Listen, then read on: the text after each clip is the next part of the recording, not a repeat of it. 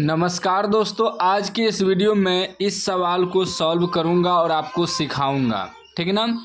सवाल कर रहा है कि दो वृत्तों की त्रिज्याएं क्रमशः 19 सेमी और 9 सेमी है। उस वृत्त की त्रिज्या ज्ञात करें जिसकी परिधि इन दोनों वृत्तों की परिधियों के योग के बराबर है। ध्यान से इसको समझना है। ठीक ना।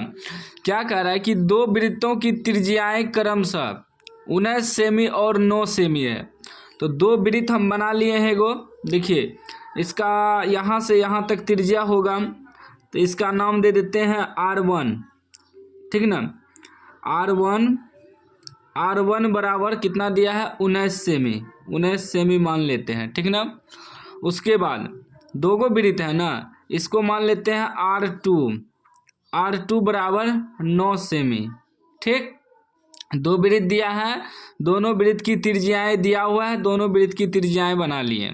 ठीक ना, त्रिज्याएं दर्शा दिए। अब कह रहा है उस वृत्त की त्रिज्या ज्ञात करें जिसकी परिधि इन दोनों वृत्तों की परिधियों के योग के बराबर है। कहने का मतलब है कि एक और नया वृत्त बनता है जो कि इन दोनों वृत्त के परिधि के योग के बराबर इसका परिधि हो जाता है। तो परिधि किसको कहते हैं, वृत्त के चारों तरफ जो घेरा होता है उसको परिधि कहते हैं।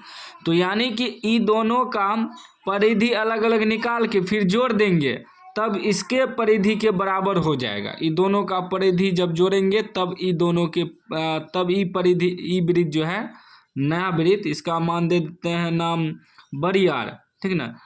तो इसके परिधि के बराबर हो जाएगा और इसका त्रिज्या मालूम करना है। कहने का मतलब यही है सवाल का। ठीक ना। तो पहले हम लोग इसका परिधि फिर इसका परिधि निकाल लेंगे। लिखेंगे इसका नाम दे देते हैं एक वृत्त, ये दूसरा वृत्त। एक वृत्त की त्रिज्या, एक वृत्त की त्रिज्या यानी कि R1 बराबर कितना दिया है, 19 सेमी। ठीक है ना, 19 सेमी। तो इसका क्या करेंगे, परिधि निकाल लेंगे। परिधि का सूत्र होता है 2πr। तो यहाँ R1 त्रिज्या है तो R1 देंगे। ठीक है ना। तो क्या हो जाएगा, 2 पाई का पाइये रहने देंगे। ठीक है ना, पाई का पाई ही रहने देंगे, आगे पाई कट जाएगा। R1 कितना है, 19 है। ठीक है ना, 19 से गुना होगा तो ये आ जाएगा 19 दूना 38 पाई cm। ठीक ना, या सेमी भी लिख सकते हैं।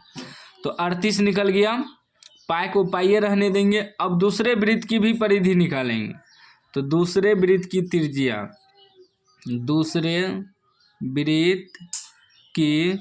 त्रिज्या यानी कि R2 कितना दिया हमें, 9 सेमी। तो इसका भी परिधि निकालेंगे। परिधि क्या हो जाएगा, 2πr। R की जगह यहाँ R2 रखेंगे। ठीक ना, R2। तो ये हो जाएगा आपका 2 पाई का मान पाइये रहने देंगे, आगे पाई कट जाएगा। R2 कितना है, 9 है। तो कितना हो जाएगा, 9 दूनी 18 पाई cm। ठीक ना, cm। ठीक, अब आगे देखिए। अब ये दोनों वृत्त की परिधि अलग अलग निकल गया। अब कह रहा है नया वृत्त जो है इसके परिधि के योग के बराबर है। कह रहा है ना, वृत्त परिधियों के योग के बराबर है। तो बड़े वृत्त की, मान लीजिए बड़ा वृत्त है, लिखेंगे बड़े वृत्त की परिधि। बड़े वृत्त की बड़े वृत्त की परिधि जो होगा ये दोनों वृत्त के परिधि के योग के बराबर होगा। तो जोड़ देंगे, कितना निकला है, 38 पाई प्लस 18 पाई cm। ठीक, अब देखिए वृत्त की परिधि का सूत्र होता है 2πr। तो इसका R माने है बड़ी R, तो यहाँ बड़ी R दे देंगे बराबर। ये दोनों को जोड़िए तो 8 8 16 के 6 हासिल 1 3 1 4 1 5 56 पाई हो जाएगा। ठीक है ना। देखिए पाई कट गया, इसीलिए बोले थे कि बाद में कट जाएगा। 2 से कटाइए तो 28 दूनी 56 28 बार में कट जाएगा, यानी कि R बराबर आपका कितना निकल गया 28 cm। यानी कि इस वृत्त जो बड़े वृत्त है इसका त्रिज्या आपका निकलेगा 28 cm, ठीक ना। तो इस तरह का सवाल आपको इसी प्रकार बनाना है। कहीं भी डाउट हो तो आप कमेंट बॉक्स में पूछ सकते हैं। अभी तक चैनल को सब्सक्राइब नहीं किया, सब्सक्राइब कर लीजिएगा और घंटी को दबा के ऑल कर लीजिएगा।